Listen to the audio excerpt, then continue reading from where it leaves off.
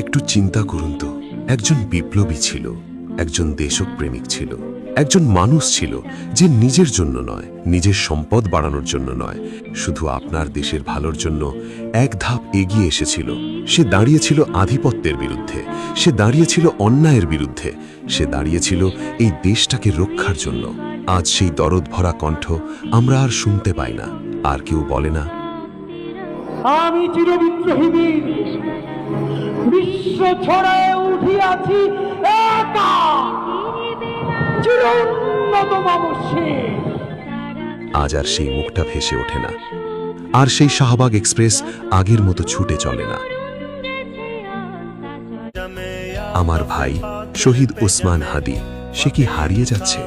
নতুন নতুন সোশ্যাল মিডিয়ার ট্রেন্ড, নতুন নতুন আলোচনার ভিড়ে আমার ভাইকে কি ভুলে যাচ্ছি আমরা? ভাইটা একটাই কথা বলে গিয়েছিল, আমাকে হত্যা করলে অন্তত আমার হত্যার বিচারটা যেন হয়। আজ যদি বিচার না হয়, আজ যদি আমরা নীরব থাকি, তাহলে কিয়ামতের দিন যখন আমার ভাই আপনাকে প্রশ্ন করবে, আপনি কি আমার হত্যার বিচার চেয়েছিলেন, সেদিন একটু থেমে ভেবে দেখবেন আপনি আসলে কি করেছিলেন।